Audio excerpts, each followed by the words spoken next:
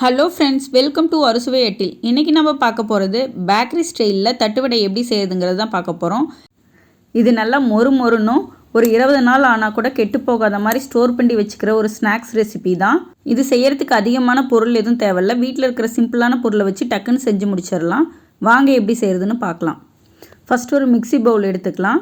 இதில் 1/2 table spoon சீரகம், காஞ்ச கருவேப்பிலை 2 கொத்தளவு போட்டிருக்கிறேன்.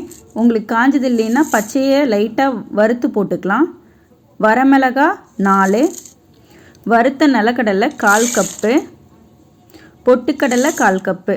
இதையெல்லாம் அரைச்சி எடுத்துக்கலாம். ரொம்ப நைஸாக அரைக்கக்கூடாது, கொஞ்சம் மரமரன்னு அரைச்சி எடுத்துக்கலாம்.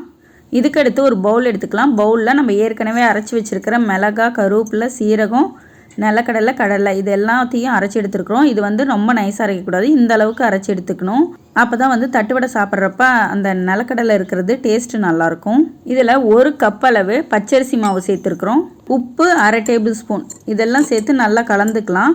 இதில் நல்லா சூடான எண்ணெயை 2 டேபிள் ஸ்பூன் அளவுக்கு சேர்த்திக்கலாம். இது எண்ணெய் ஊற்றுறப்பயே அது நல்லா சூடாக இருக்கணும். அப்போ தான் தட்டுவடை நல்லா மொறுமொறுன்னு வரும். இதை நல்லா மாவோடு நல்லா கலந்து விட்டுக்கலாம். எண்ணெய் மாவில் நல்லா மிக்ஸ் ஆகி வரணும். அந்தளவுக்கு நல்லா கலந்து விட்டுட்டு இதில் கொஞ்சம் கொஞ்சமாக தண்ணி சேர்த்து இதை நல்லா பிசைஞ்சிக்கணும். இது பிசைகிறப்ப தண்ணி ஜாஸ்தியாக போயிடக்கூடாது, மாவு கரெக்டாக பிசையணும். அப்போ தான் தட்டுவடை நல்லா வரும். 1 கப்பு அரிசி மாவுக்கு 3/4 கப்பு தண்ணி கரெக்டாக இருந்தது எனக்கு. இப்போ பாருங்கள், மாவு ரெடி ஆகிடுச்சு. மாவு இந்த அளவுக்கு சாஃப்டாக இருக்கணும். இதை 2ஆக பிரிச்சுக்கலாம். நான் பட்டர் பேப்பர் போட்டிருக்கிறேன். நீங்கள் பட்டர் பேப்பர் அல்லது பாலித்தீன் கவர் எது வேணாலும் போட்டுக்கலாம்.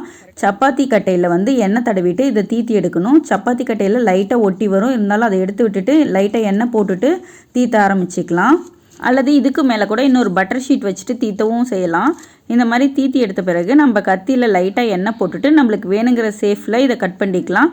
நாம் இன்றைக்கி முக்கோணமாகவும் வட்டமாகவும் போடுறோம், 2 ஷேப்லேயும் போடுறோம். நம்மளுக்கு என்ன டிசைன் வேணுமோ அதில் ஈஸியாக போட்டு எடுத்துக்கலாம். இந்த மாதிரி கட் பண்ணிவிட்டு ஓரத்தில் தேவையில்லாதெல்லாம் நம்ம மறுபடியும் இன்னொரு தடவை உருட்டி தீத்திக்கலாம்.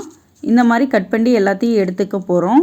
உங்களுக்கு பெருசாக தீத்தி போடுறதுக்கு கஷ்டமாக இருந்துச்சுன்னா நீங்கள் சின்ன சின்ன ரவுண்ட் ஷேப்பில் உருட்டிட்டு அதையும் நீங்கள் தட்டுவடை மாதிரி தட்டி எடுத்துக்கலாம். இப்போ பாருங்கள், நம்ம ஈஸியாக இதை போட்டு எடுத்தாச்சு. இதே போல் எல்லாத்தையும் எடுத்து வச்சுக்கலாம். அடுத்து ஒரு கடாயில் ஆயில் சூடு பண்ணிக்கலாம். ஆயில் நல்லா சூடாக இருக்கணும்.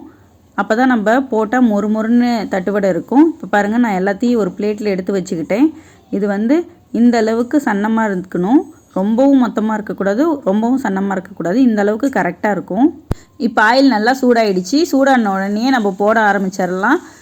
போட்ட உடனே அடுப்பை கொஞ்சம் சன்னம் பண்ணிக்கலாம். ரொம்ப ஹை ஃப்ளேமில் வச்சிடக்கூடாது. ஆயில் நல்லா சூடான பிறகு கொஞ்சம் சன்னம் பண்ணிவிட்டு வேக விட்டுக்கலாம்.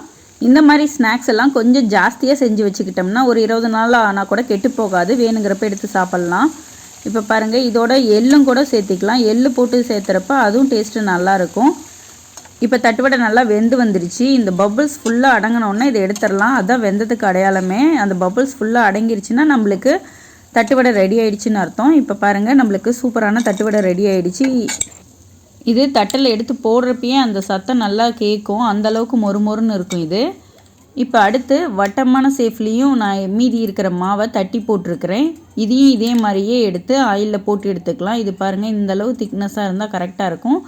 நல்ல சூடான ஆயிலில் மறுபடியும் இதே மாதிரியே இது மீதி இருக்கிறதையும் போட்டுக்கலாம்.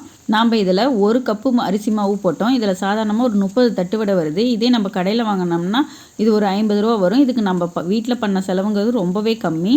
இது செய்கிறதுக்கும் நம்மளுக்கு அதிக டைம் எடுத்துக்காது. ஒரு 10-15 நிமிஷம் இருந்தால் நம்ம செஞ்சு முடிச்சிடலாம். இப்போ பாருங்கள், நம்மளுக்கு எல்லா தட்டுவடையும் போட்டு எடுத்தாச்சு. இது டீ டைமில் சாப்பிட்றதுக்கு இது ரொம்பவே நல்லாயிருக்கும். உங்களுக்கு இந்த வீடியோ பிடிச்சிருந்துச்சுன்னா நீங்களும் இதை ட்ரை பண்ணி பாருங்கள். தேங்க்ஸ் ஃபார் வாட்சிங். Thanks for your support.